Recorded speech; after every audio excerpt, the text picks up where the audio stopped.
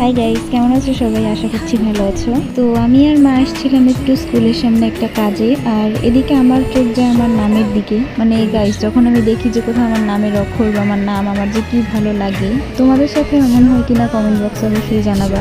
যাই হোক, এদিকে আমরা রিক্সায় উঠে পড়ছি আর কিছুক্ষণের মধ্যে পৌঁছে গেছি। তো যেহেতু আমরা বিকেল বেলা গেছিলাম, তাই সূর্যটা দেখতে অনেক সুন্দর লাগতেছে, আর সাথে গাছগুলোও। মানে এখানে সবাই গিয়ে দেখতেছিল হচ্ছে জিনিসপত্র কে কি কিনবে, আর আমি দেখতেছিলাম গাছগুলো আর পাখিগুলো। আর পাখিগুলো যেহেতু আকাশ দিয়ে উঠতেছিল, তাই আমি উপরেই তাকিয়েছিলাম। তাই আমার মা বললো যে উপরে না দেখে নিচে দেখতে।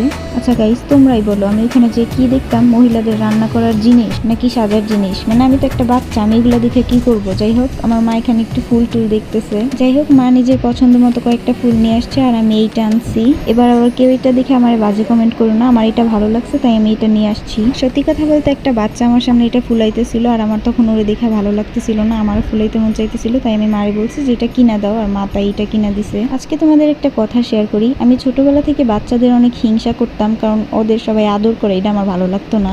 আর তাই আমি আর একটু ছোট ছিলাম যখন, তখন আমার একটা ড্রিম ছিল যে কোনো একটা বাচ্চা পাইলে ওরে মাইরা ফেলাবো, গলা টিপা, তারপরে ছাদি থেকে নিচে ফেলাইয়া দিব।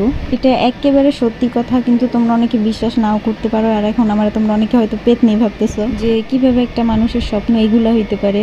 যাই হোক, এখন কিন্তু আমি আর বাচ্চাদের হিংসা করি না, ভালোবাসি।